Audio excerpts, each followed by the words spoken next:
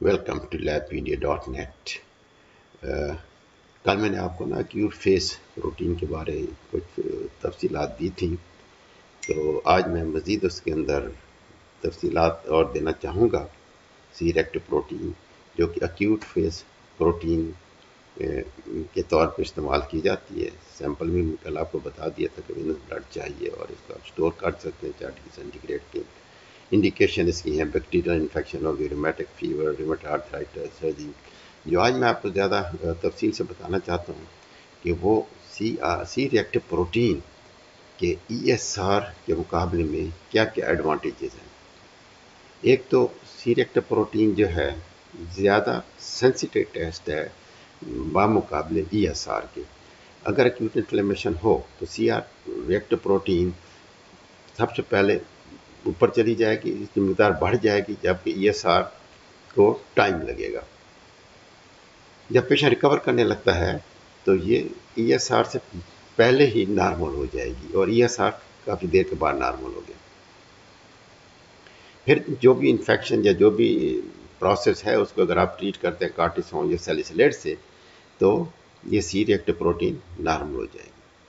پھر اس کی ویلیو آ جاتی ہے سرجری کے اندر۔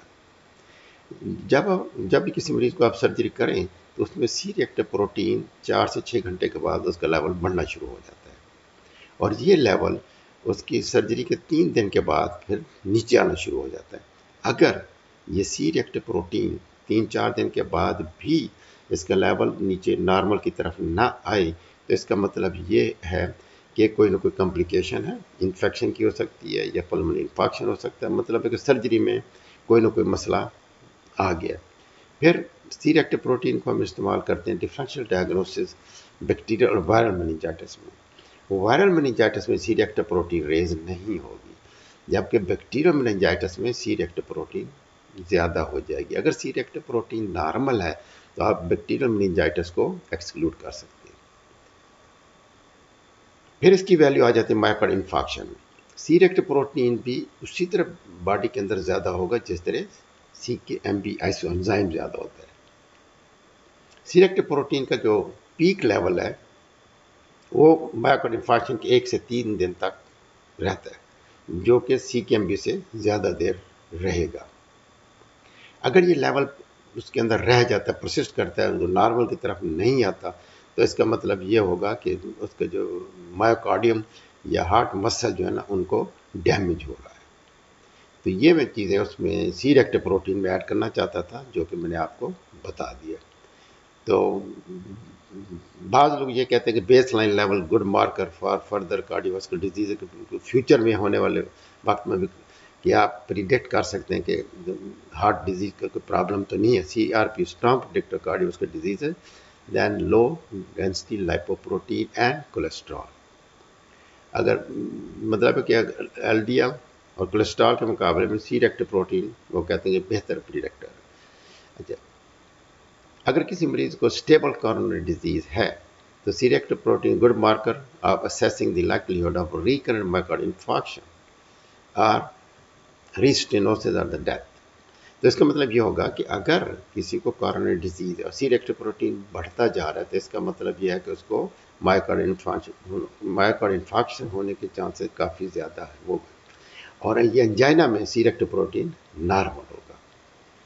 تو آپ کا بہت بہت شکریہ یہ میرا لیکچر سننے کا۔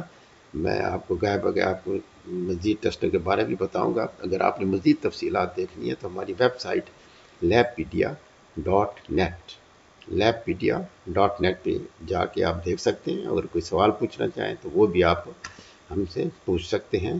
Thank you very much once again. Welcome to labpedia.net۔ آج میں آپ کو ہیموٹاکسن سلوشن بنانے کے بارے میں بتاؤں گا کہ اس کو کس طرح ایک اچھا سلوشن بنایا جا سکتا ہے۔ اس لیے سب سے پہلے تو آپ ہیموٹاکسن پاؤڈر لے لیں۔ ہیرس ہیموٹاکسن پاؤڈر زیادہ بہتر ہے، اور اس کی پہچان یہ ہے کہ یہ آپ کو نا براؤن کلر کا پاؤڈر نظر آئے گا۔ اس کے بعد پوٹاش علم، جس کو اردو میں پھٹکڑی کہتے ہیں، وہ آپ کسی پنساری سے بھی لے سکتے ہیں۔ تیسرے نمبر پہ مرکیورک ایسائڈ، اور چوتھے پہ ایتھنال اور ڈسٹ واٹر۔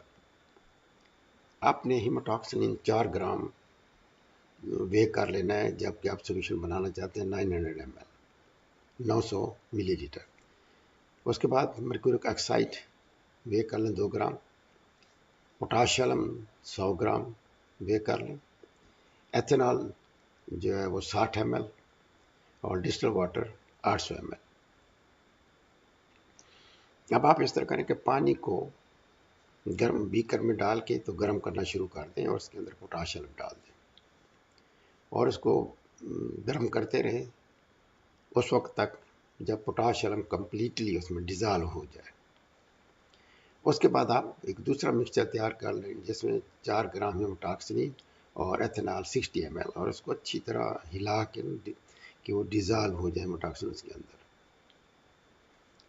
اب آپ جو بڑا امپورٹنٹ پوائنٹ ہے وہ یہ ہے کہ یہ ہیماٹاکسلین ایتھنال میں جو مکس ہوئی ہے نا اس کو آپ نے ڈالنا ہے وہ پانی جو کہ پوٹاشیم کے ساتھ بوائل ہوا تھا اور پوٹاشیم اچھی طرح ڈیزالو ہو گئی تھی اس کے اندر. احتیاط یہ کرنی ہے کہ اگر آپ نے فوراً ڈالا تو اس کو آگ لگ جائے گی کیونکہ وہ ایتھنال فوراً آگ پکڑتا ہے. تو بیسٹ جو میں آپ کو ایڈوائز کروں گا کہ اس پوٹاشیم والے پانی کو اتار کے آگ سے نیچے رکھیں اور اس کے بعد اس کی سائڈ سے آہستہ آہستہ ہیماٹاکسلین کو ڈالنا شروع کر دیں جب تک کہ وہ پوری بڑھ جائے. اس کے بعد آپ دوبارہ اس کو ہلکی آگ کے اوپر رکھ دیں